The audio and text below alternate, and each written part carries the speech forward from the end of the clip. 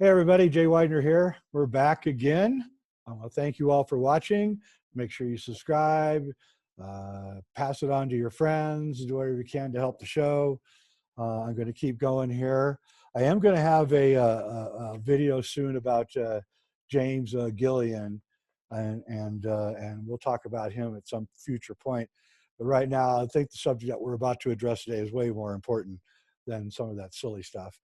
We have Jerry Marzinsky, of course. He's the author of this great book, and you should all get it.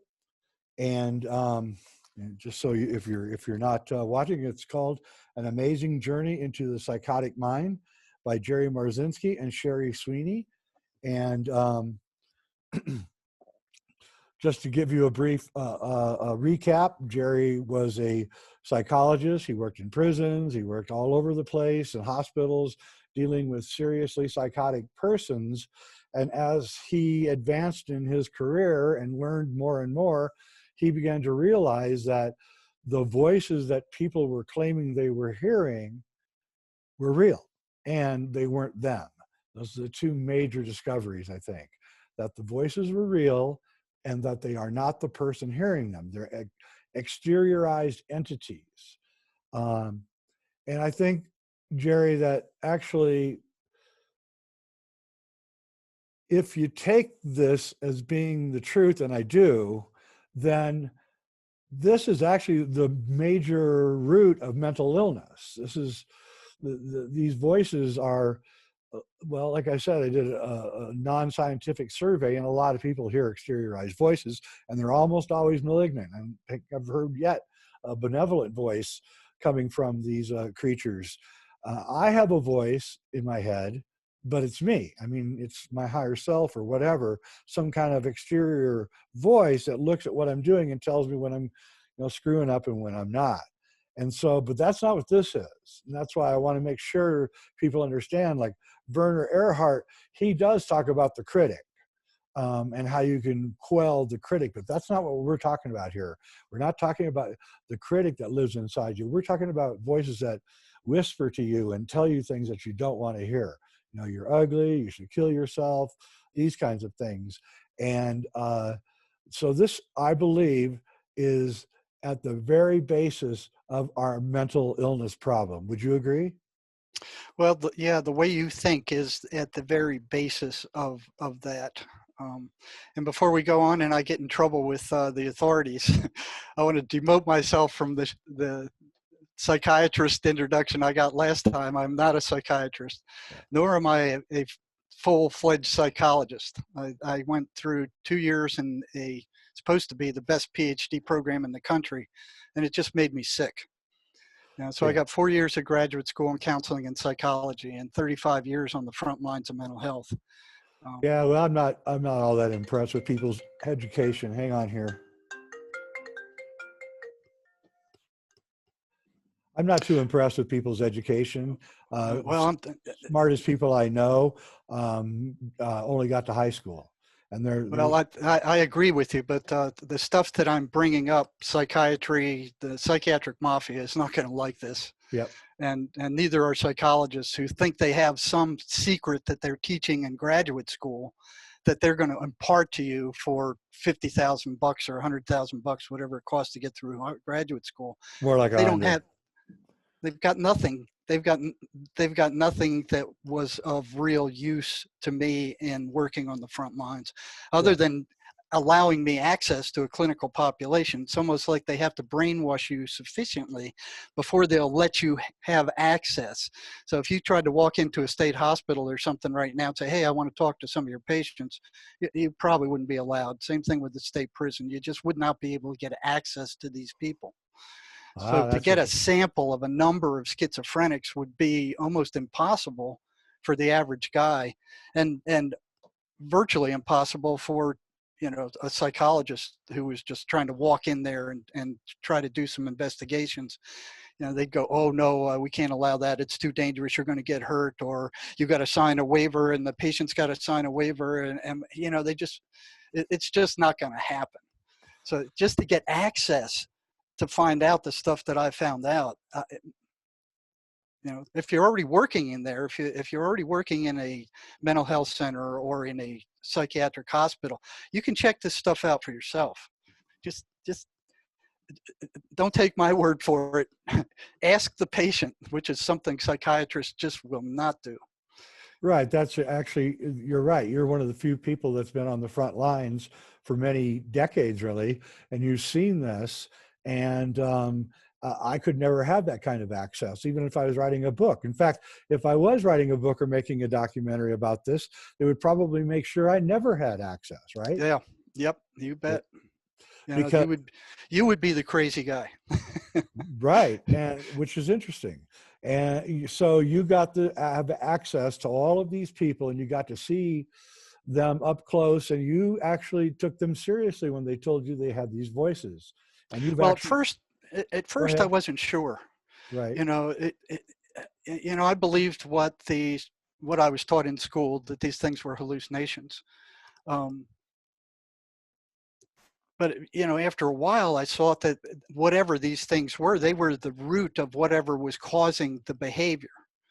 And it was all maladaptive behavior. So I knew somehow they were linked. But figuring out how to talk to these people about the voices was another story. They don't trust psychologists or psychiatrists. They go to a psychologist or psychiatrist. Well, you're hallucinating. You have to take these toxic medications. There is no cure. And you have to take them for the rest of your life, and they're real expensive. And then they take them and they feel like crap.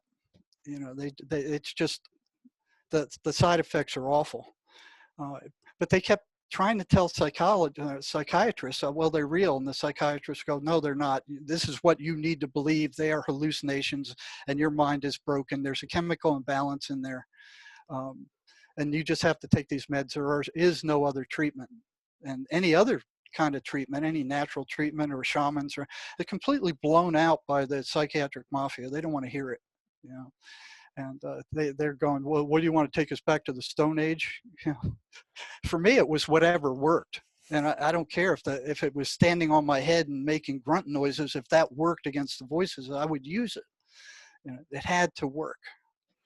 Well, you have a story that you sent me that I presume it's a true story that occurred to you in one of these prisons.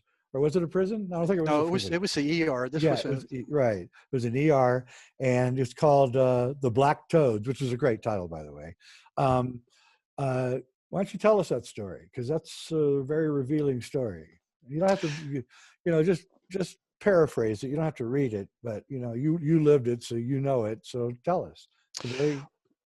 Well, one of the challenges I had working in the ER with what I knew was how to get useful information to the patient so they could use it to help themselves without getting caught by psychiatry or the psych nurses. Or how do I impart information to them as quickly as possible without getting in trouble, and knowing that some of that information is going to set off the voices, and they're going to explode.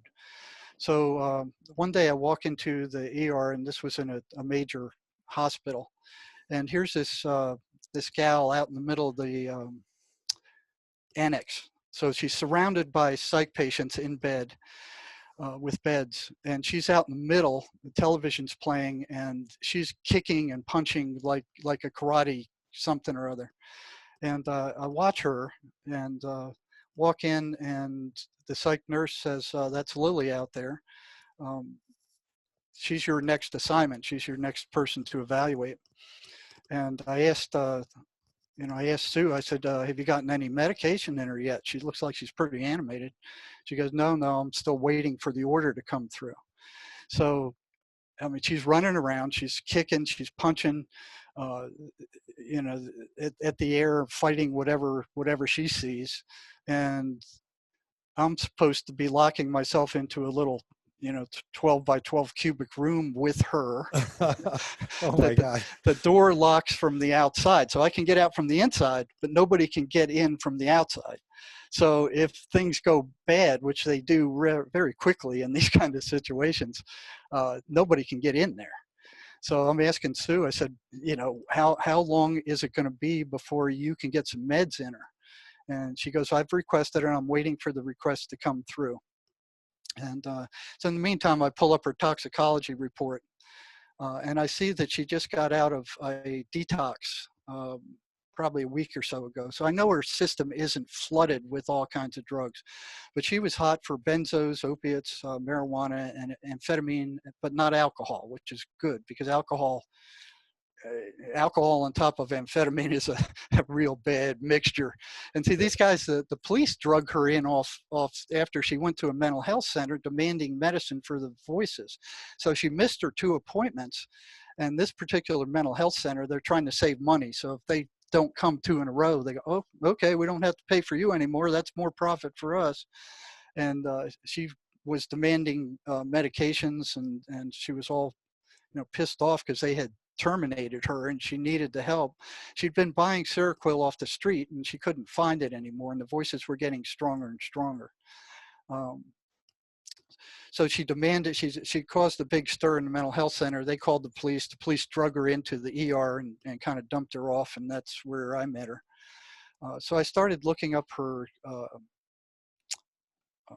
background. So thank heaven they had a electronic medical record system. So she'd been abandoned by her mother, and as a child, she was her father died young of an overdose, but he had repeatedly sexually molested her and brutally beaten her before he died. So at the age of 16, she had a psychotic break, and the voices were telling her to kill herself. And she took an overdose as an adolescent and ended up in a psych hospital then. Her first marriage was an absolute disaster. Her ex-husband beat her. She put a gun to her head, tried to drown her in the sink.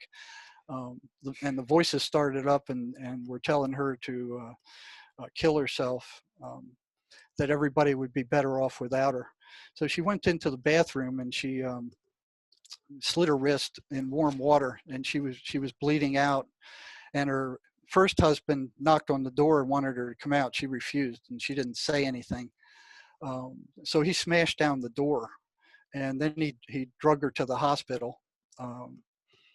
And the voices were mocking her and telling her to kill herself, saying she was crazy, she was stupid, she deserved to be locked up in the hospital. So that was her first, and she's been in and out of psych hospitals ever since then. So finally, the nurse got her some Ativan, but then she started kicking up over there, and the Ativan hadn't taken effect yet. But she got in the face of this big black patient, and the big black guy was screaming at her to get out from in front of the television because he was watching TV, and she was out there karate kicking and screaming and kicking and punching, and so the black guy started yelling at her, and she got up into the black guy's face and got right in his face and started screaming at him and said, come on, I'll take you on. And I'm looking at this and I'm like, I got to get her out of there. So before the Ativan could kick in, I kind of, the black guy said something like, shut your ass up and do your bullshit away from the television before I kick your ass. And I ran out there and grabbed her and drug her into the interview room. I had my pad that I write on, and closed the door, and it was locked from the outside, and she still wasn't calm from the Ativan yet. So I asked her, hey, what brings you to the Hotel California today? And she went through the episode with the mental health center. I went to the mental health center. I asked them to give me some medicines, and they kicked me out. And when I demanded it, they called the cops, and the cops drugged me in here. And I asked her if she was, the voices were telling her to hurt herself or she was having suicidal ideation. And she said, yeah, she had a loaded gun to her head 2 weeks ago, and the voices were telling her to pull the trigger. She said, yeah, I had my finger on the trigger, and they kept saying, just do it, just do it. And I've heard that so many times, the voices, just do it, just do it and get it over with, where they're trying to push the patient into the final thing. And then I said something like, well, they're real bastards, aren't they? And she goes, yeah, they are. So it's almost like at that point, it was like I wasn't discounting them. and she relaxed just with that one phrase. Sure. You know, here's somebody who understands at least that they're bastards, that they're not just a hallucination, or they're not positive or neutral. I mean, they're bastards. So she slumped down into a recliner, and I was glad to see that, because it's a little harder to get out of one of those recliners than it is a regular chair. And I asked her, you know, was she hearing them as we were speaking? And she said, not just then. But I asked her when was the last time she heard them, and she said it was in the formal ER. So the psych annex is attached to the actual emergency room. So they take all the psych patients who are clogging up the beds in the ER and bring them back to the psych annex for us to determine what we need to do with them. Right. And while she was out there, the voices were telling her that if she gouged out her eye, that they would shut up and they would go away. Now that's the second time I've heard that. The first guy actually did it.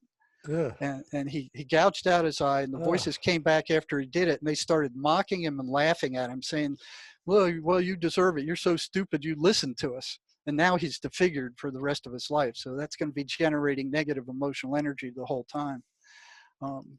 So I told her, I said, I've heard this once before, and this is what happened. I told her what happened to the other guy. They didn't stop. You know, you can't trust them as far as you want, as you can throw them. But one thing I noticed with I'll call her Lily, that's not her real name, was she was taking care of herself. She wasn't like some of these other chronic schizophrenic patients. I mean, she was, you know, she wasn't all disheveled and wearing rags and dirty, and I knew that took a lot of effort on her part with the voices she was hearing. So that's the first thing I noticed that was kind of out of kilter with her. That just didn't fit. You know, it wasn't normal. You know, usually they're you know, messed up or disheveled or looking bad. She wasn't. She took care of herself. She didn't poke her eye out because she said she knew that the voices were lying, and she knew they were liars. So that was the second thing that impressed me. I didn't have to tell her that. She'd come to that conclusion on her own. So I went, well, this is a bird of a different color, this lady. Right. So let me see what happened from there. She started telling me about the voice. I asked her about the voices. She said they were strongest after sunset between 3 and 4 in the morning. And that's another thing that happens consistently. That's when they come on the most. That's when they come on the heaviest, at those times. I'm not quite sure why that happens. It has to do with, well, we're going to get into that. So I can actually help you understand why that happens at certain times. Well, that'd be good, because I've never never had a resolution with somebody said, well, that's when they hung Christ, or that's when they put Christ on the cross. I don't know, but it's consistent. Yeah. It's a consistent among all these guys. So, you know, I asked her, well, what happens when she wakes up? She says she wakes up and they're right there to greet her. They're right, you know, and she has nightmares. And then when she wakes up from the nightmares, the voices start. So they put nightmares in the heads of these people also. And then I asked her if she ever saw shadows moving around the room, and most schizophrenics do. They look like either black blobs or three-dimensional black shadows. And one of the things I learned was that most of the time they don't see the eyes. Most of the time, most of them don't see that. But if they do see the eyes, they're either lime green or red. I've seen the shadow people, and I'm not schizophrenic, and they're real. They actually exist, and they don't have eyes. The ones I just saw don't have eyes. Well, I actually use that as a diagnostic tool. You know, if they didn't see the eyes, they weren't as in bad a shape as if they did see the eyes. Yeah. But I didn't see any difference between the green eyes or the red eyes, but that's the only color that they ever saw, was either lime green or red. So she started talking about them. She saw them. They were three-dimensional shadows. Yep. She didn't see the eyes. It was just a faceless black head. Yep. And then I asked her about the how many voices she was hearing.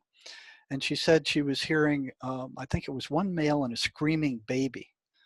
And I went, well, screaming baby is unusual. I only heard that once before, and that was from a patient who had an abortion. And then she comes out and she said, yeah, I did have an abortion when I was 19, I think she said. Oh my God.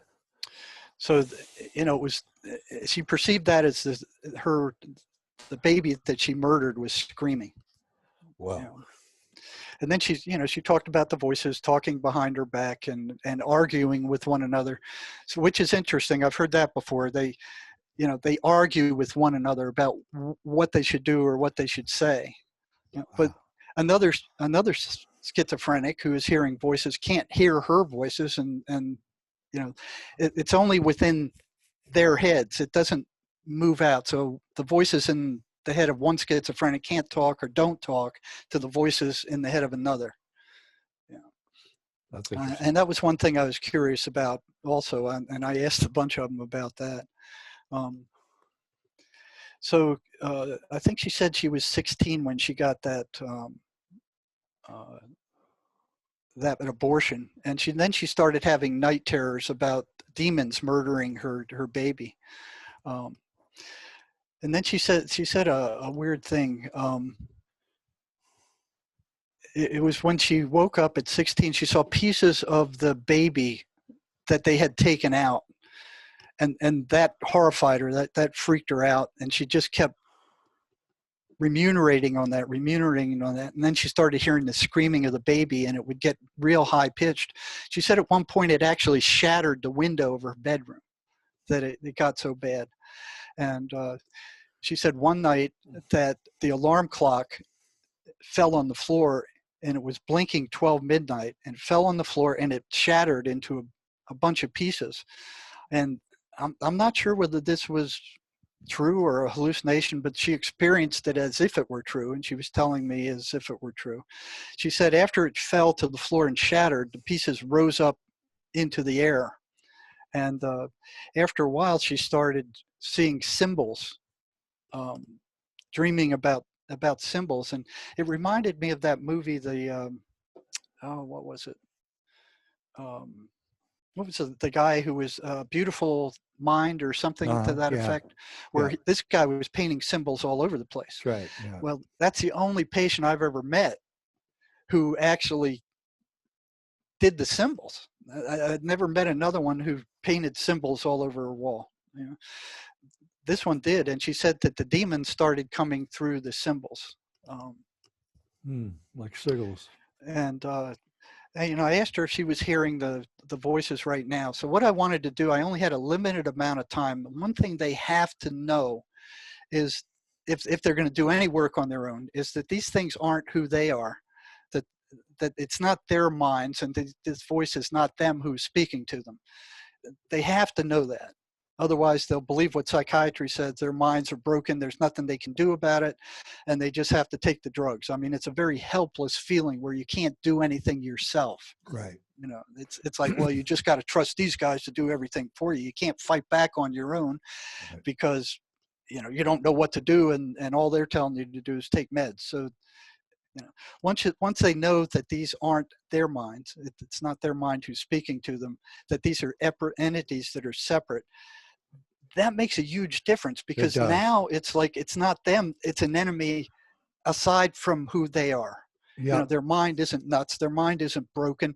This is an outside entity. This is an outside, like a psychiatric virus that has invaded their mind.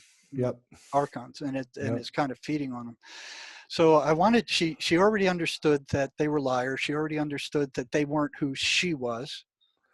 So that's two big steps. That's huge steps. So that and the fact that they were parasites are the three things that I was trying to get through in the emergency room before I had to turn them over. Sure. Either admit them or turn them loose to the street, or whatever. They needed those three pieces of information to help themselves. Now, the one that really triggered the voices and they went nuts on was when I started to bring up that they were energetic parasites. Right. Now, they went nuts when that happened. I mean, and it was predictably nuts. It happened virtually every single time. So what I started doing is thinking about how much information can I get through to them before I have to bring up that particular facet, because that was the one that caused the explosion. So I would get through the fact that, you know, they're not who you are, that they're negative, that they tell you these kind of things. And a lot of times I'd ask them, you know, I'd keep in touch. What are your voices saying? What are the voices saying? Up to the point where I brought up the energetic parasite stuff, they were quietly listening.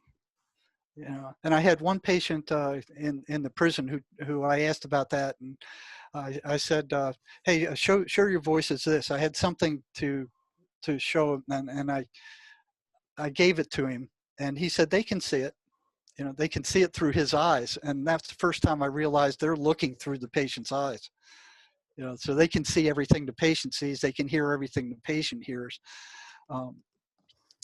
So I asked her, I said, "Are you hearing them right now?" And she said, "No, but they're listening." So they were listening to everything I had to say.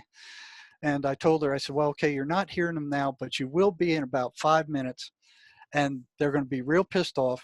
And this is what they're going to tell you. And this is pretty much the order they're going to tell you. They're going to tell you that I'm stupid, I'm crazy, I'm a liar, you know, that I'm dangerous, and to get away from me, and to get out of my office. And if you don't do those things, they're going to tell you to attack me." And So that would roll off. yeah, your experience is making you get ahead of the thing. Right. That's brilliant. Brilliant. Well, I could use that against them, because once, and that was so strange, because they would not alter that. You know, They couldn't. I think I don't know why they couldn't, but they couldn't. Yeah. You know, I could tell the patient, this is what's going to happen. And instead of them doing something else or ignoring me or something like that, no, it would roll off just as I predicted. Once that happened, the patient would go, "How did you know this?" You know, and then I had their attention. Right. You know, they know, well, this guy knows a whole lot more about these things than I do. And they would not leave, you know, because they wanted, I was the first one who understood and knew what was going to happen with these things. So they would stay and they would listen. You know? So I told her that. And I also told them that if they couldn't handle the explosion from the voices, that they were free to leave. You know, and that was really important with the prisoners, because they, you know, they're kind of going, well, if I walk out of here, I'm going to be in trouble. And I would always tell them, no, you're free to go. I'll catch up with you later. You know, go rest, stay out of trouble. You're free to leave anytime you want. If you can't deal with this, here's the door, go. And I told her the same thing. And when I told her, if they can't get you to leave, if they can't get you to try to run from the ER, they're going to tell you to attack me. And the common response for most of them to that was like, well, I'm not going to do that. And I'd say, well, I know you're not, but they're going to tell you to. And indeed they did, you know.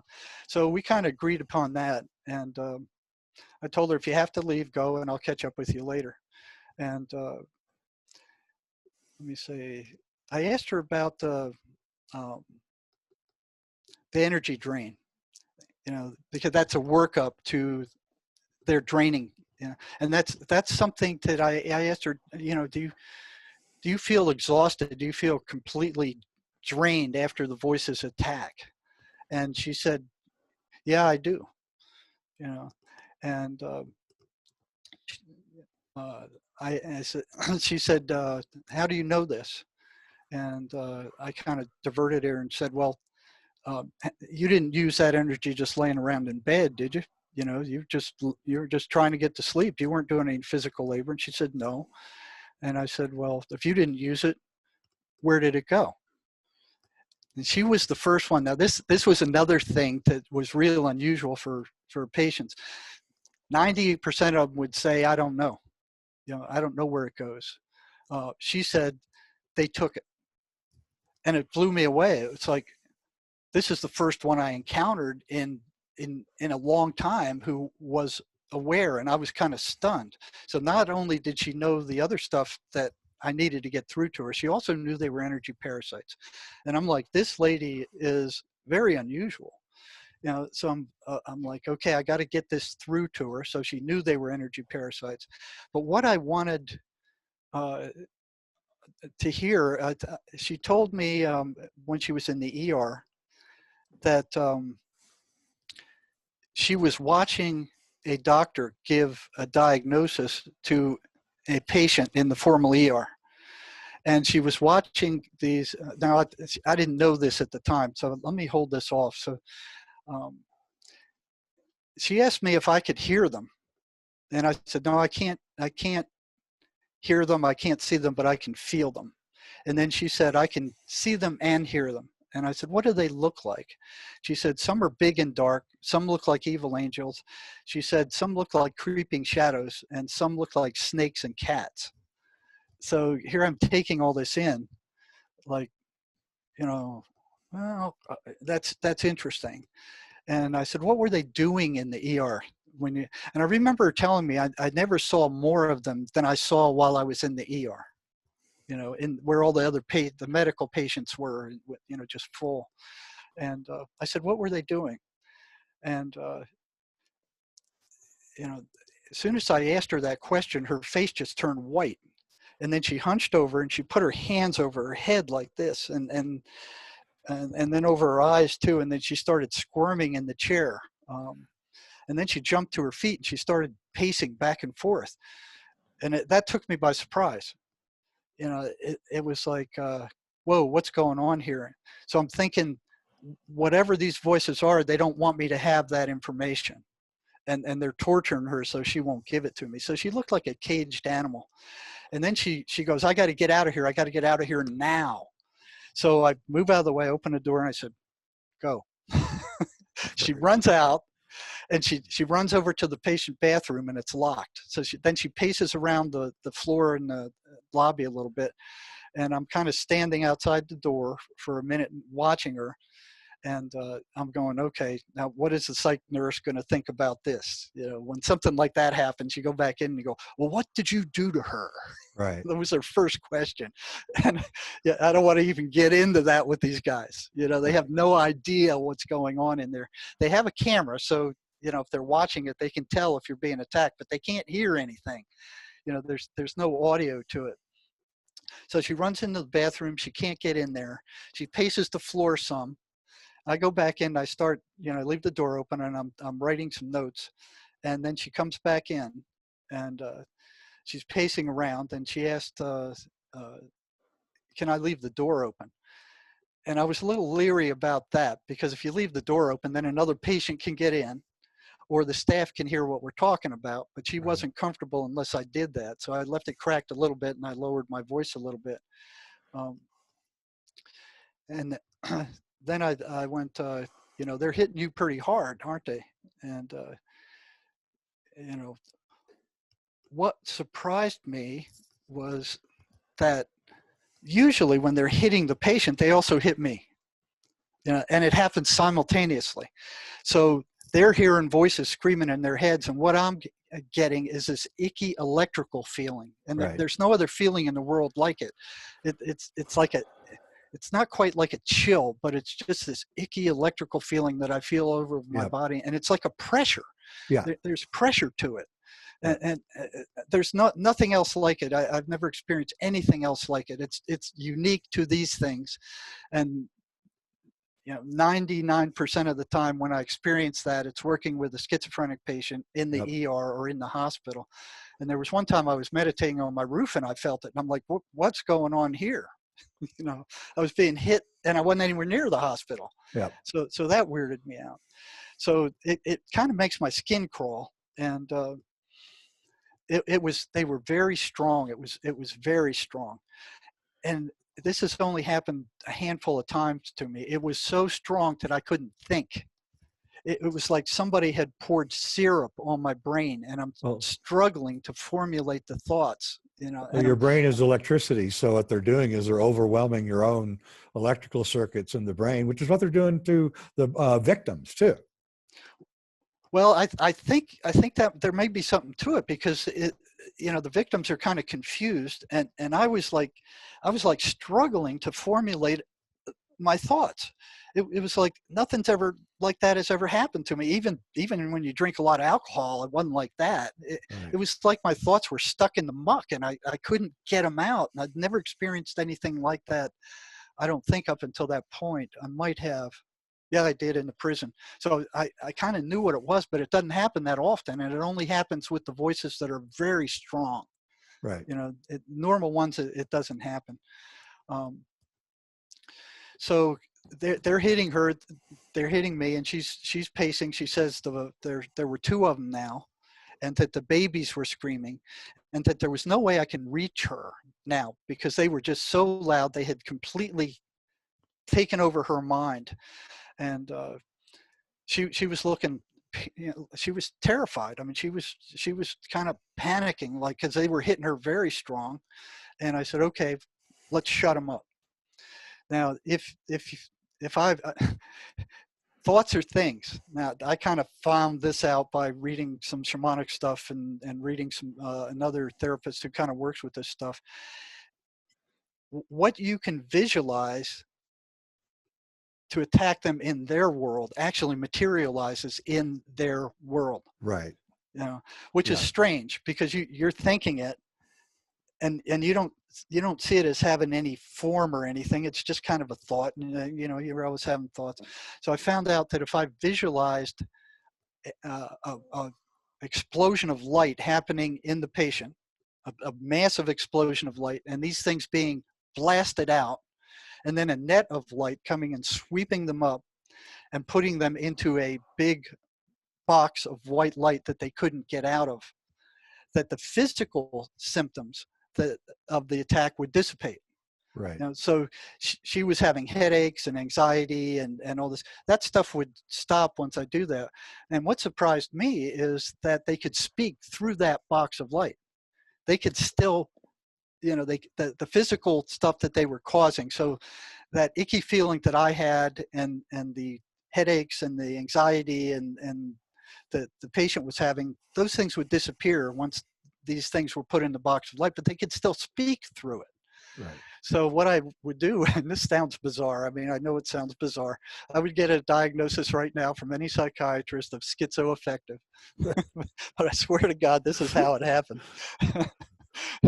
Matter of fact, I'd already got that once, and I was furious. I'm like, this guy's got his head so far up his butt, he's never going to see daylight.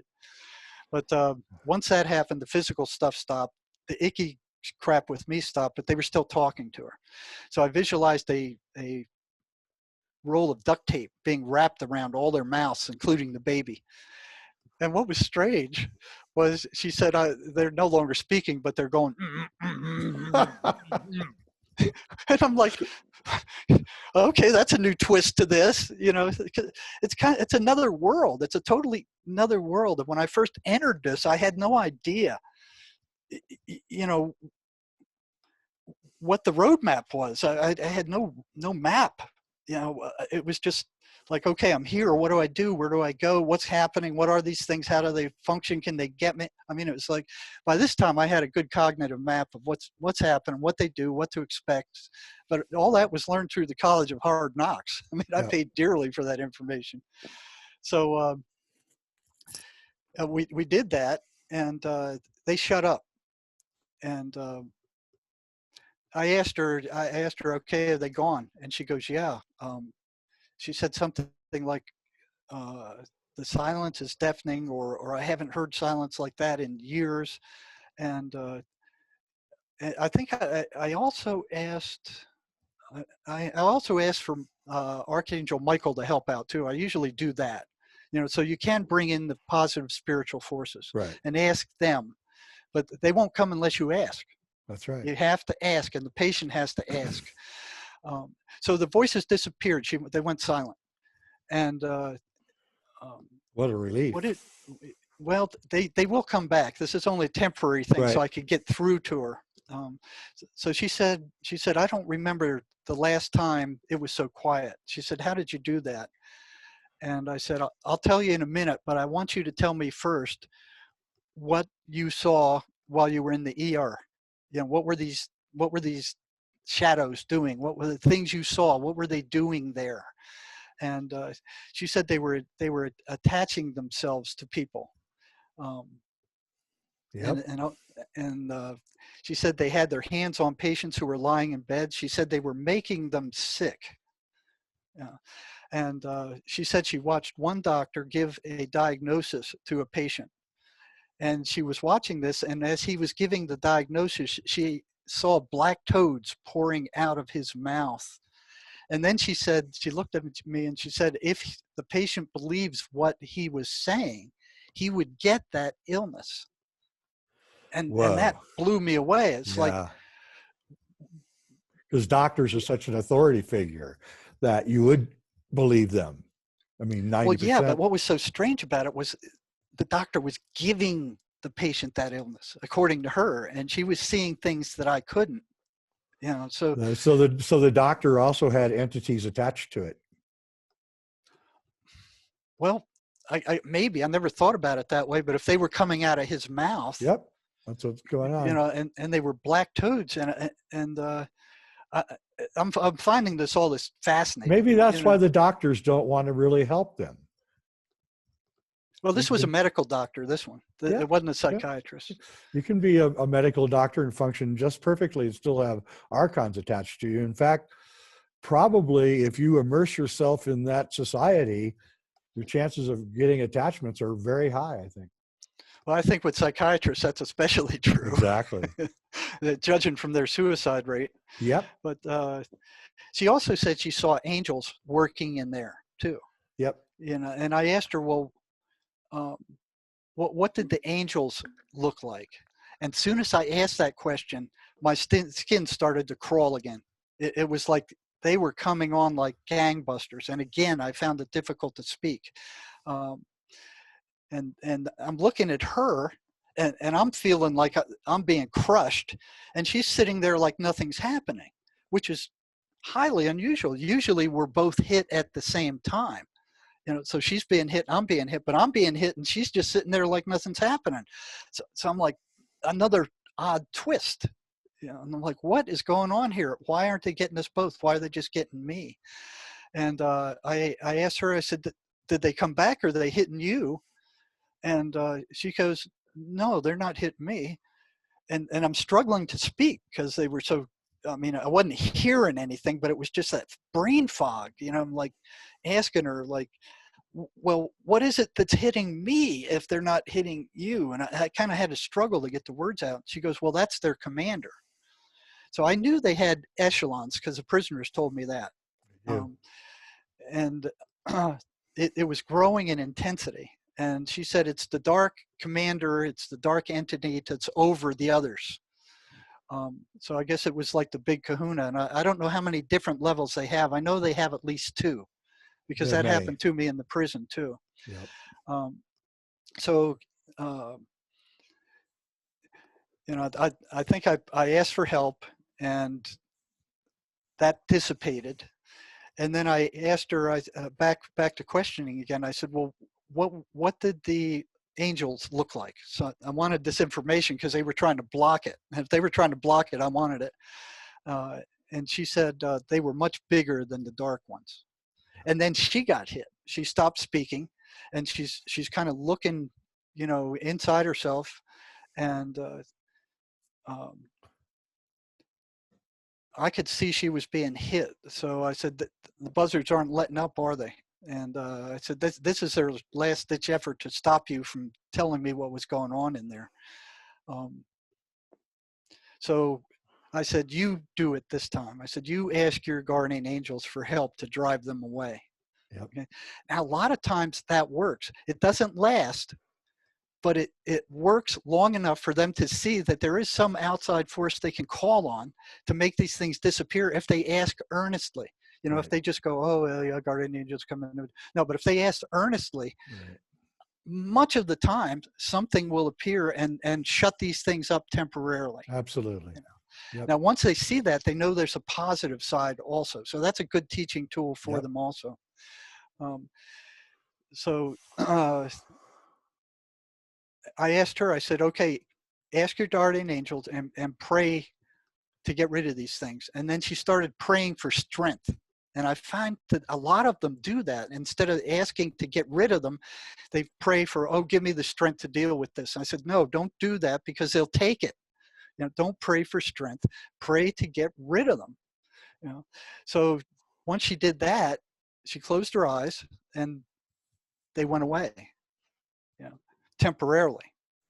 And I told her, I said, they'll be back, until you can heal all the psychic wounds that happened to you. But at least in the meantime, I can communicate with you. They're not blocking me out anymore.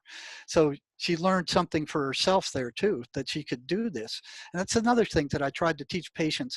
In the ER, they didn't give you very much time. They're always pushing, oh, here's another one, here's another one. Get those.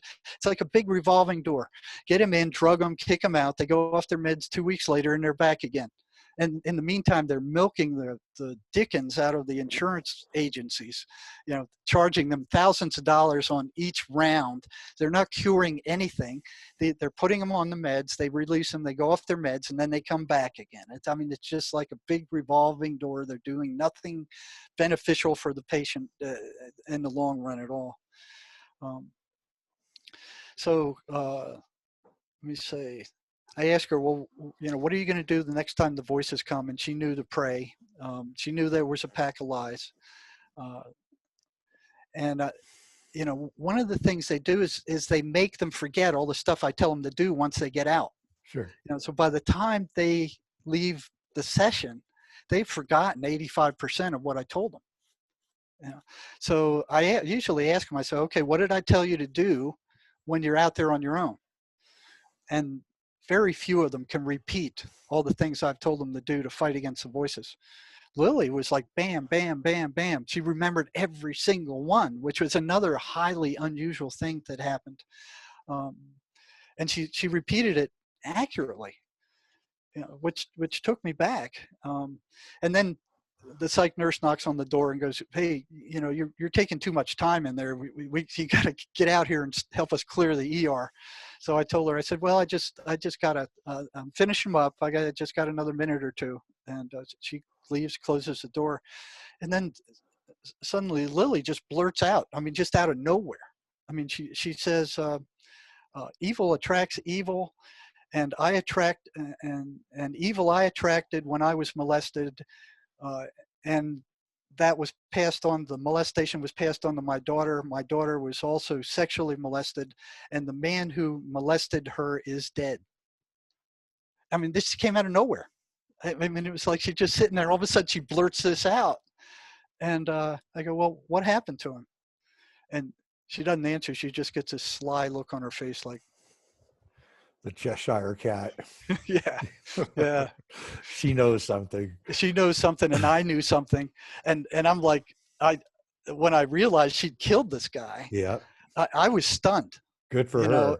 And I, well, at the moment I wasn't thinking that. I was just like thinking she killed somebody, And I'm staring at the floor, and she notices this. She noticed that I'm shocked. I'm staring at the floor, and then she goes, I'm sorry if I upset you. And she said this very soft and compassionately. And she asked me, she says, are you okay? And so here's this psychotic killer worried about me. And I'm like, it just twisted my head again. It's like she twisted my head so many times in that interview. It's like, boom, boom, boom, boom. And I look up at her and I said, well, yeah, I guess so. I just wasn't expecting that. So did you ever follow up with her? Whatever happened never to her? saw her again. Oh, or maybe you made her better. Maybe she got better. I don't know. It's up to her. She had the information when she left. Well, was a very unusual patient too. She kept herself clean, and so she was already maybe halfway through, and you just helped pave the road through the wilderness for her. Well, that's what I was hoping to do in the ER, if I could get that. But you had to be very careful about which patients you gave this information to. There were more than one time where the parent got hold of bits and pieces of it, and then what are you telling me? Are you telling me that my daughter or son is possessed? Is that what you're telling me? I'm like, all right, not quite, but know. So it was touchy because it borders on to spirituality and religion, and that's the problem and why it's forbidden. Oh, that's a huge problem because Yep. all through college and all through graduate school, there was a strict line between religion, spirituality, and whatever bunk they were teaching you, and they wouldn't let it bleed through. It was. I would And actually contend that the institutions that do not want to bring those subjects into their realm may themselves be influenced by these entities. well, you look at how that all came about back in the 1930s with the Flexner Report and what Standard Oil's billionaire millionaire, where they made it illegal for any natural healer Yep. to practice medicine. John D. Rockefeller. Rockefeller, and there was one other one that did that too, but they put out this Flexner Report, and then they bought off the Congress and got them to pass it. Yep. So the only people who could practice medicine were the ones who went to or could get licensed in medicine were the ones who went to these handful of schools, that were approved by these millionaire guys who were making a fortune off the pharmaceutical industry. Which is another industry which needs to be examined closely. Oh, badly, very badly. Yeah, they're doing a lot of damage. And again, I think that this is at least partially at the root of what's going on today. And I think, I was reading an article about this thing. It was called the Wichita Massacre. That was in 2001, I think, in Wichita, in which two brothers took 5 friends and essentially tortured them and molested them and then eventually shot them in the head. And they're still alive. They're on death row in Kansas. And I was really tempted, to write to one of them about this. What motivated you to do this? What caused you? Did you hear I was going to be straight up. Did you hear voices in your head? Do you feel bad about this now? And all that. But I didn't do it because I was afraid that, they'd probably get rid of the letter and on the way in, because they make sure that the prisoners, don't see anything that upsets them. The last thing you want is a mass murderer getting upset, And Well, I know they go through the mail, but you might be able to pull something like that off. Well, I'm going to try it. They might let that through. Yeah, I'm going to try it because, they were young and they were on drugs and I'm really beginning to think about the criminal mind, and that is the criminal mind being driven by these voices, especially the violent criminals. Well, of course. I mean, everything happens in your head. It all happens in here. There's nothing out there. Everything you see is happening in here. It's all happening in there. And here's the psychiatrist going, oh yeah, schizophrenia is a thought disorder. But do you think they spend any time studying the disordered thoughts, where they come from, how they manifest? Oh, it's a thought disorder. And yeah, these drugs will do something to it. They haven't spent any time studying the thoughts, where they come from, how they manifest, how to get rid of them, how to turn your head off. I'm actually convinced that outside of antibiotics and most of the drugs that they're giving you, doctors and psychiatrists and psychologists, are more for them. It's patient management. I mean, it used to be that, you'd go to the dentist and he'd, do your root canal or whatever. But now they put you out. Now, when you go in there, they put you to sleep for the same thing that 20 years ago, they would not have put you to sleep for. And I'm out, because I don't want to be put to sleep. So I'm saying, no, I'll go through the pain of it, the discomfort, because I don't want to have 100,000 brain cells disappear. Right. And I don't trust you anyway. And the dentist get really upset with me because I did that, right? Because he doesn't want me squirming or gasping in pain or whatever, and and he got really upset with me, but I insisted, and I realized it had nothing to do with me. It had to do with him, and the fact that he wanted me to not be a problem for him. The same thing with these psychotic drugs. They're not doing it for the patient. They're doing it so that they can rest in peace from the maniac patient is now quiet. Well, that certainly was true in the mental institutions. Yeah, that's you saw from the history in the book, all the things that they did for patient management. Oh, And these Lord. drugs were the only thing that actually worked to some degree. This book, Madhouse, details what they used to do before they had the drugs. And everything from electroshock to hanging people upside down and pouring water into their mouth. I mean, it is absolutely horrifying the way that they treated these people. And I'm really tempted to do a documentary on the whole thing, because I think it's like one of the biggest scandals in American history. And it's still going on. They just changed their methods, that's all. Well, I'd be glad to help you with that. I mean, Oh, good. I'd love to have you. Yeah, I watched one of those shock treatments back in the 70s. I can Yeah. tell you that tale if you want to hear it. It was nasty. The thing is that, okay, so I want to get to that, because so if you do a deep dive into alternative spirituality, like Yogananda, you read his books, or you read Swedenborg or Robert Monroe, what they tell you is that there's that in this universe, that everything has like an etheric double. So the sun has an etheric double, the earth has an etheric double, you have an etheric double, your cat has an etheric double. All right. And what this etheric double is it's a plasma centered double. So you have a double that we would call your astral double. That's the one that travels in the astral body and goes out of the body. But I call it more precisely a plasma body. And because this universe, the second earth, is made out of plasma. And plasma is the secret fire in alchemy. It's the fire that does not burn. And it's electrical in nature. It's gas, electrical and gas, you might say. And so if you take the four elements, earth, water, air, and fire, those are also the four elements. So earth is physical matter, air is gases, and water are liquids, and fire is plasma. And 99% of the universe is plasma.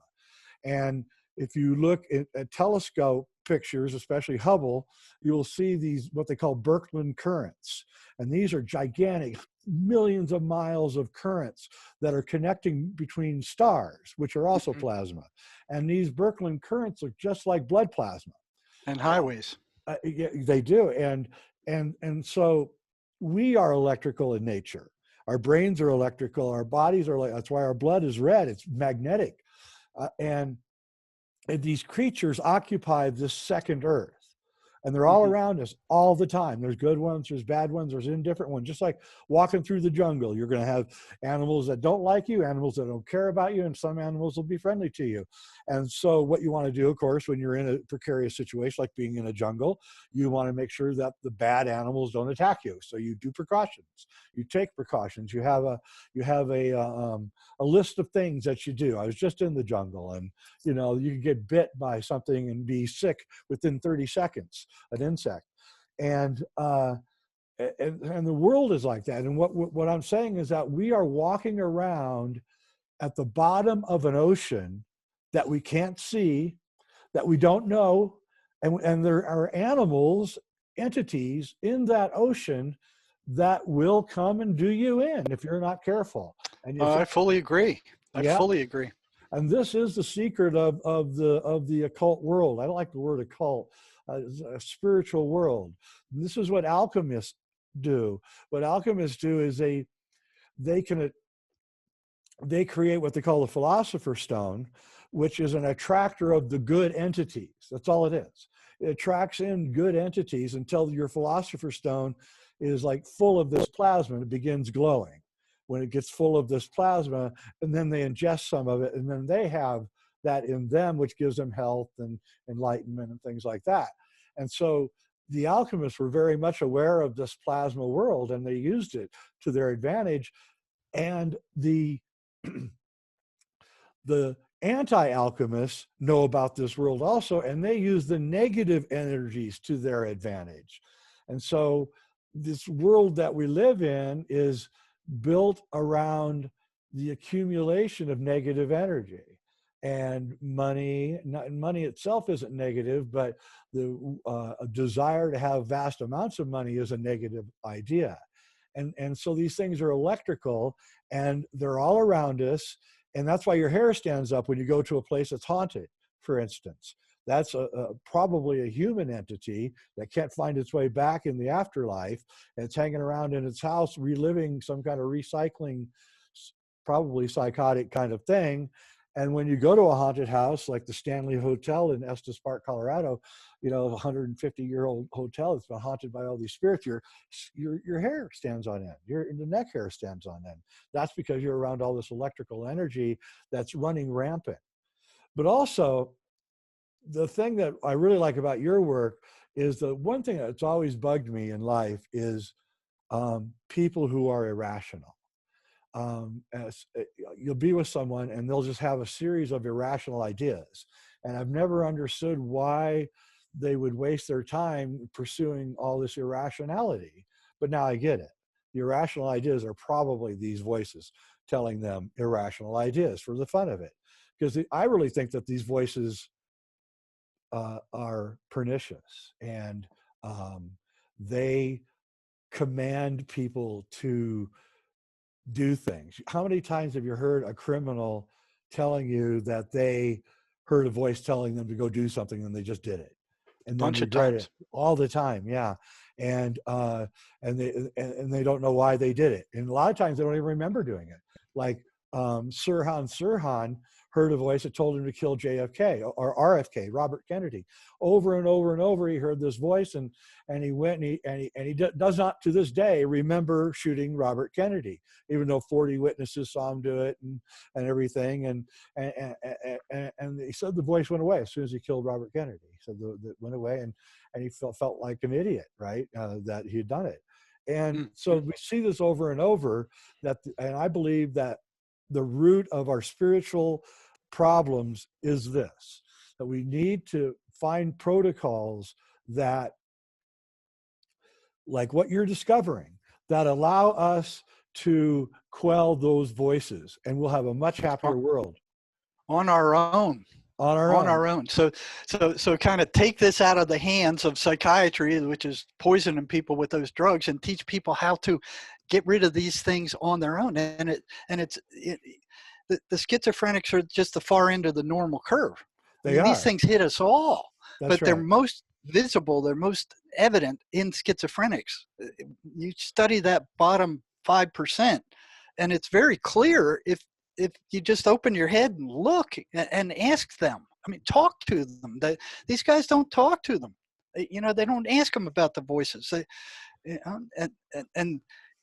There's repercussions for even talking about the voices. I mean, you get in a lot of trouble for just talking about them. You will, because you're actually getting to the root of the problem. They're going to explode on you and try to do things against you because you've discovered them. There's a great movie, one of my favorite all-time movies, and I want to talk about this in a second, called The Mothman Prophecies. And in this movie, I saw that movie. Richard Gere keeps having all these odd experiences, right? And he doesn't know what's going on. And finally, near the end of the movie, he goes to this spiritual expert, right? I can't remember the actor. He's one of my favorite actors. I think he's dead now. And he goes, what's going on? And the British actor goes, well, you noticed them, and they noticed that you noticed them. And I think that's a lot of it right there. I think you're right. Yep. And that brings up another thing, which the Mothman Prophecies talked about, because the Mothman Prophecies was based on a real story of the destruction of the bridge over the Ohio River that links West Virginia and Ohio. And in the 1960s, I think 67 it happened. And what happened is that for months before the bridge collapsed, there were all these odd sightings of dark beings with no faces flying around and haunting people, and people having weird accidents and encounters with strange beings, and just a lot of weird things. And John Keel, who wrote the book, was an investigator, paranormal investigator, and he, drove to West Virginia to investigate and was taking notes and talking to people and everything. And he said the events got worse and worse and worse, and no one really knew what was going on until, boom, the bridge collapsed, right? And 40 people died and all of this. And his conclusion at the end of the book, don't really tell you at the end of the movie, but at the end of his book, he says that these entities knew that a horrifying event was about to happen in 6 weeks from the future, and they were gathering at the spot. And that's what these people were seeing, and why the window was temporarily open between the two worlds, and people were actually seeing these entities gathering up around the bridge. And there were actually, there's a photograph of the bridge taken like a day or two before, and you can see something is up on top of one of the towers. A dark little figure, like maybe 3 or 4 feet high, is on the tower. So there was actually a photograph of it. And there's also, this is really interesting also, there's a movie on Netflix which also talks about this, and actually the special effects in this movie actually show you the Archons, and it's called Odd Thomas. And Odd Thomas is this psychic kid who works in a restaurant, a fast food restaurant in a shopping mall, and he can see the Archons. That's established at the beginning of the movie.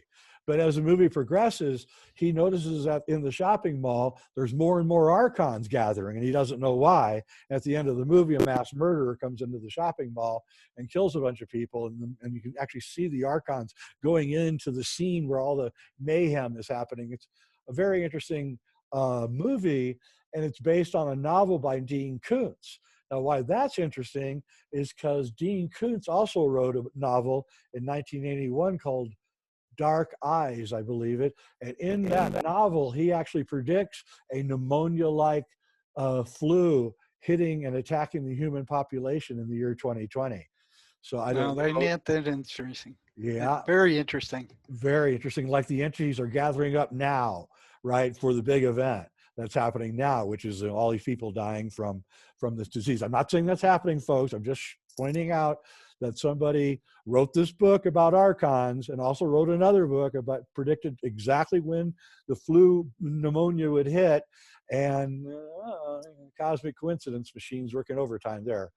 So yeah, I remember that Mothman prophecies. It shocked me. It sent chills up my back, as did the Exorcist, because I was working at the state hospital when we drove from Milledgeville to Atlanta to go see the Exorcist, and I was so shook up after watching that I completely missed the turnoff on the highway. I was heading up to the next town before I woke up, because it was so close to what I was experiencing with these psychotic patients I was working with. It was like it just warped my head. It was I actually got in a letter writing deal with William Peter Blatty, who wrote The Exorcist in the late 70s, and it was based on a real story. It was a kid, I think in St. Louis, and this kid literally had the ability to blow everybody against the wall. Electrical force shooting out of him, and grown men. This 12-year-old boy was able to blow people back to the walls, and Blatty was believe it or not, he was actually in the intelligence agencies, but he was a Orthodox Catholic also, and he told me in these letters that the intelligence agencies were looking at these possessions and trying to figure out what was really going on, because the people possessed were giving information out that they could not possibly have known. And that's why they were really interested in the whole thing. And that's how Blatty got involved. Then later he moved to Hollywood and became a screenwriter. But at his early years were in the intelligence agencies actually looking into this stuff. And all the way to the end, he was totally convinced that there was an evil, pernicious force on this planet which seek to destroy the human race. Well, look what's going on right now. You know, the constant wars, the lying politicians, the scams, the robberies, the rapes, the sexual exploitation. I mean, look at it. I mean, it's out of control. It's got to be the voices doing it. And so we have to find some kind of protocol, which you have now opened the door to finding a way to relieve the suffering, because it'll relieve everyone's suffering, not just the patient. We're all going to be better off if we face up to this, and we're not going to start a cult or a religion around it. That's not what we're doing. What we're going to do is, on an individual basis, we need to tell people that the voices are real, that they're not them. And that's a huge relief I've found, to the people that I know that'll hear voices. When I told them that it wasn't them, you could just see the relief on their faces, like, oh my God, thank God I'm not capable of thinking these things, right? That's the thing, is they think that they're the ones that are thinking it. That's the big trick with the voices, is that they make you think that you are thinking this when you're not. Yeah, and I've had a number of patients who asked the voices, "Who are you?" And guess what their response was? What? Guess. Take a guess. We are legend. We are you. We are you. Oh my God. We are you. They don't want you to realize that they are different from you. So that's one level. But another level is just the voice that you have in your head. I think we talked about this last time a little bit, is not you either. Most people think that that voice that they hear, that they identify with, is who they are. But again, we talked about, if you can pull back and watch the ideas, the thoughts come into your head, and sit back and listen to those thoughts come into your head, then you have to ask yourself, who's the watcher? You aren't your thoughts. These are programs. And I think Dr. Dispenza said, if you're thinking, you're running a program. Yep. Yeah. So to shut down those programs and get back to the zero state where there's silence. That's where I highly recommend everybody read Joe Dispenza's books. Oh yeah. Yeah. Yeah, they're really good. He really shows you a positive way out of this. That and another one by Joe Vitale. Joe Vitale, yep. He's great too. It's Zero Limits. Limits. Which talks about the findings of a Hawaiian shaman and how to shut down that crap that's constantly going through your head and get back to the silence. And I think I talked about that trip to the bottom of the lake I had when that voice was trying to convince me I was going to drown. It's that silence. That's what's there past all the input that's coming in from your eyes and your ears and your skin and other people and the brainwashing that's going on through the TV. It's that silence. That's who you are. Yeah, and most of the Eastern traditions, that's what they're attempting to do, is silence the voices.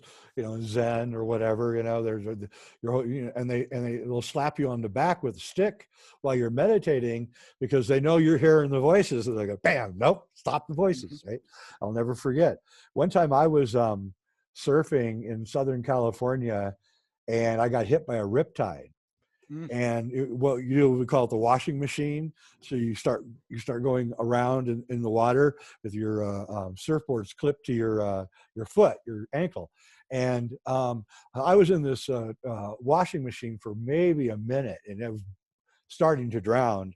And I came back up and I gasped for air, and I was about 2 miles off the beach. Wow. Yeah, and it was really scary. And so I got on my board and I started paddling to try to get back, and it was really tough. And I had this voice in my head going, "You're never going to make it. You're too tired. The washing machine tired you out. You can't do this. It's impossible." And I was like, "Shut up! Same thing. Shut up!" Yeah. So you've been there. Yeah. Same one. Yep. And you made me remember it with your tale about the lake, that I actually had an encounter with a negative voice that wanted me literally to die, to give up and not try to swim back to shore. And I wouldn't listen to it, and did get back, obviously. But yeah, I think what we've done is we've covered a lot of ground here. And I think that what you've done as a service to humanity is just, phenomenal. Again, this is the book, Jerry Marzinsky, An Amazing Journey into the Psychotic Mind, Breaking the Spell of the Ivory Tower, which is really what we have to do, because the ivory tower is reinforcing this.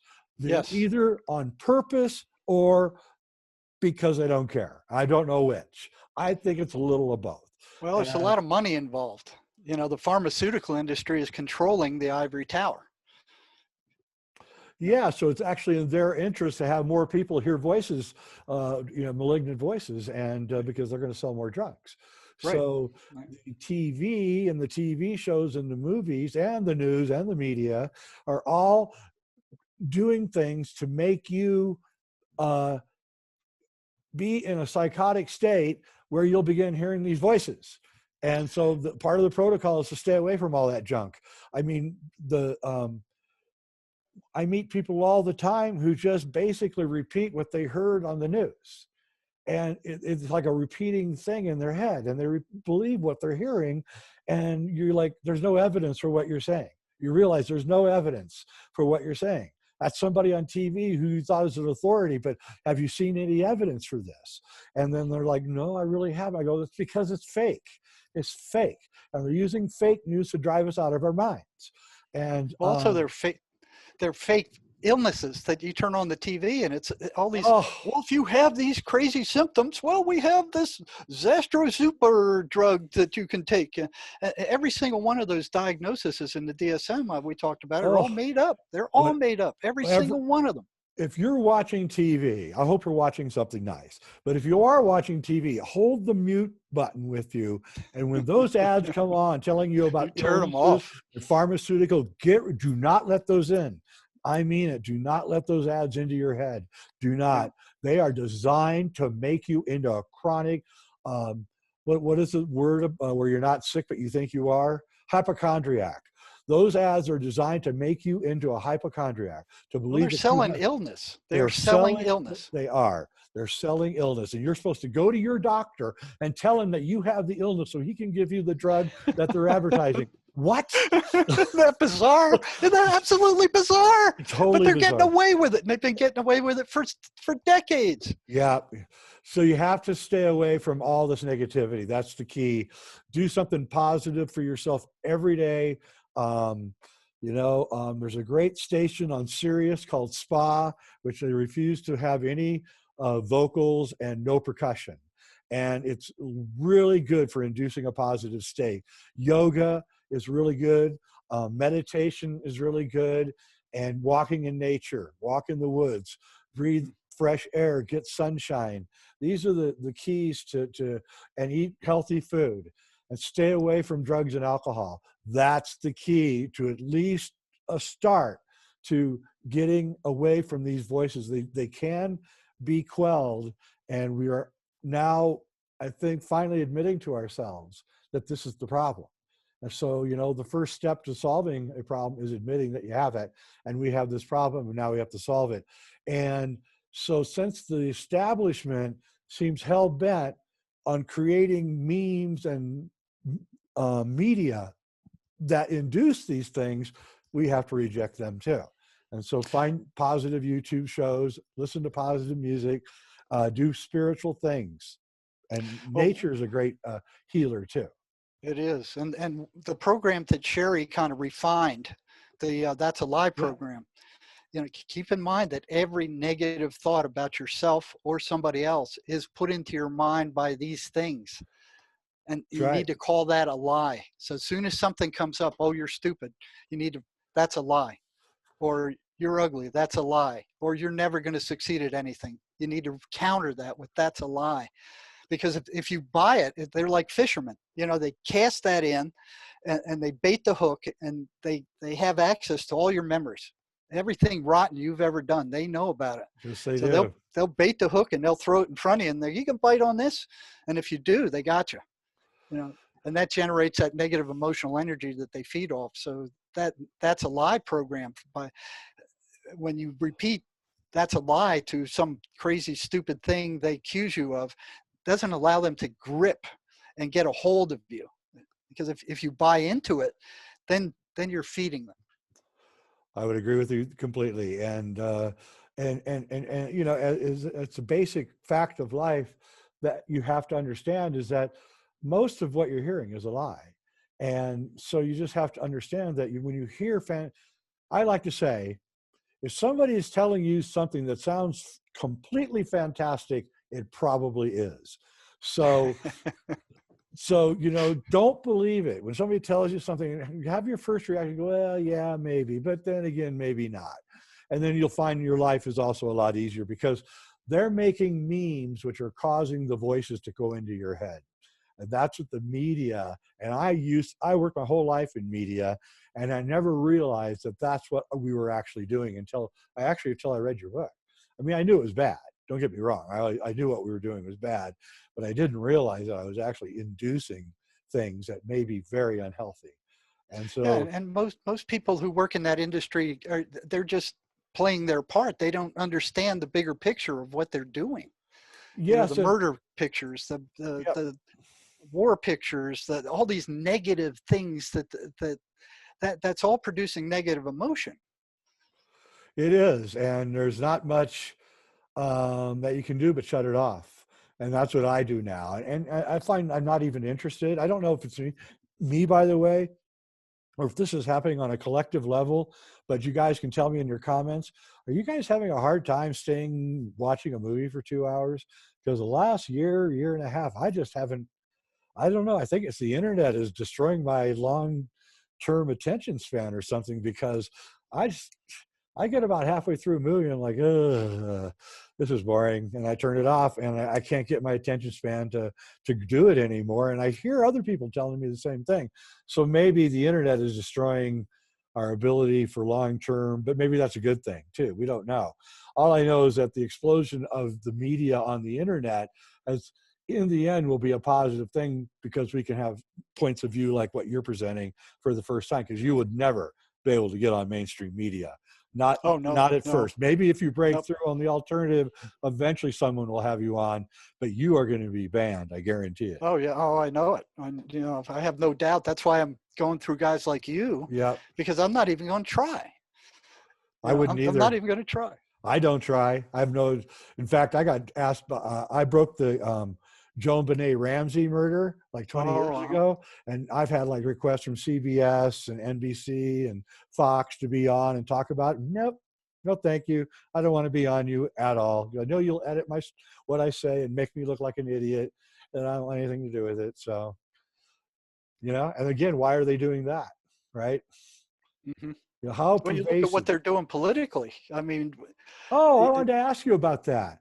That's right. I'm glad you brought that up. So after our last talk, I was, flipping around on YouTube like I do, and I got to the State of the Union. Happened in January, I guess. uh-huh. I had watched it, and so I just thought, I'll watch like 10 minutes of this, and see what's going on, because everybody was talking about it and everything. And so I start watching it, and our president's talking, and I start watching Nancy Oh, Pelosi. Pelosi. Oh my, she's literally talking back to the voices. She Yeah, was. yeah, You could yeah, hear the yeah. I voices know. talking to her. And she's like, Yeah, what? yeah. And then she talked. Oh, then she realized that somebody was looking at her.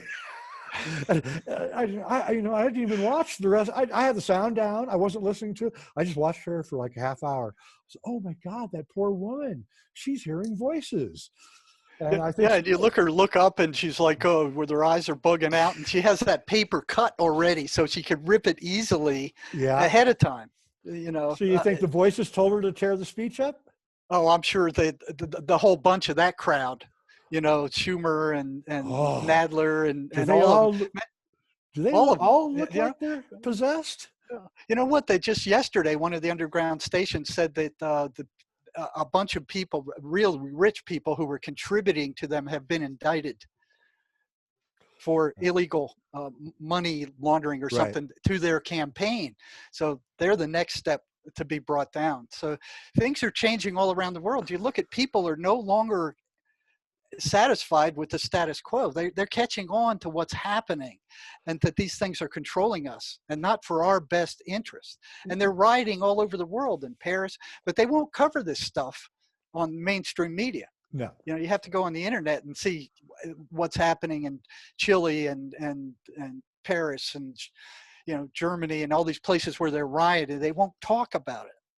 Yeah, I've noticed that I have myself in the last year and a half been able to start actually seeing this dark cloud around these people. Oh yeah. And like I look at Nadler or Adam Schiff or especially Chuck Schumer, and I know what Chuck Schumer's done in his past.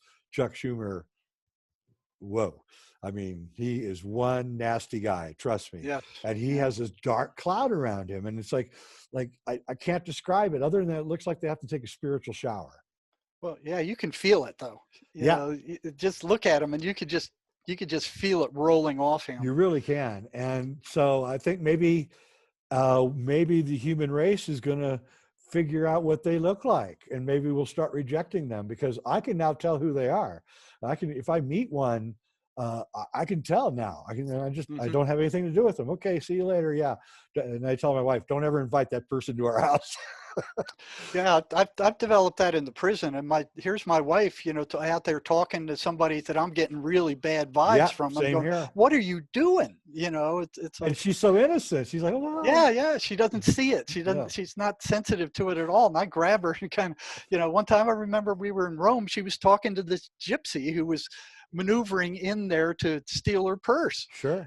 She was just clueless. And then another time we were walking the street late at night, and here's this lone guy, looked real suspicious, and she's wanting to go over that side of the street. And I'm going, wait, what are you, just completely oblivious. Yeah. So those people also have to learn that there's these dark entities, and then they won't be oblivious to it. But, I love my wife because she's so innocent. So I don't really like to tell her this stuff. But she liked our last show, which I thought surprising, because she doesn't like this kind of darkness, but she loved that show. So. Well, that's how my wife is too. I can't talk to her about this kind of stuff. She'd go, oh, I don't want to hear it. Yeah. So I'd come home after, some horrendous episode out at the state prison, and my head's spinning, and there's nobody to talk to. Yeah. I can't go to my boss and say, oh, I was talking to, prisoner Joe Blow, and his voices came out, and all these weird things were happening. Oh, yeah. No way. No, come home and you stare at the wall. I've been at this for over 35 years, and they haven't locked me up yet. So they missed their chance. They're looking for your clones, though. So maybe that's a good thing. Maybe people should get into the field of psychology that understands this, and get in there and do some subterfuge there in the psychiatric realm, and help these people out. Because you got behind the lines and we're able to help. And so maybe other workers that are working in psychology, maybe you guys should take on what Jerry is doing and try to help people. Yes, they're probably going to tattle on you, and you're going to get in trouble, but still, at least you're helping, right? Well, I think you're right, because I'd have a lot of people write in and go, yeah, I suspected this, like psych nurses and Yep. Even one psychiatrist and matter of fact, 2 psychiatrists at this time, and 1 psychiatrist student, kind of going, I suspected this. And what you said just makes sense now. Yep. I remember one, this was in one of the psych hospitals, where the patients decided to get together and do this exorcism on this one patient. And I went, well, that's interesting. And one of the nurses watched it, and she was kind of keeping an eye on it, but she didn't stop it. So they started doing their exorcism on this one patient, and one of the administrators found out about it. And boy, they almost crazy. Fired her for that. It's like... Yeah. That is verboten. Yes. All right, Jerry, listen, I'm going to close out now. I would really, really want to thank you, not for being on the show, but for your work and your discoveries. And I hope to write another book. I think you should, I could give you some places to look that I think you'd really find interesting, that parallel what you're doing, but they're spiritual books and spiritual practices. I'm sure you probably know about most of them anyway, but any help you can give. And I do want to talk to you about doing a documentary on this. I think it would be very interesting. Be glad. You've only scratched the surface. I mean, see all these notebooks back here? They're full of case histories. All right, interesting Jerry. Case histories. I want to talk to you later, all right? Okay. Thanks. All righty. You're welcome.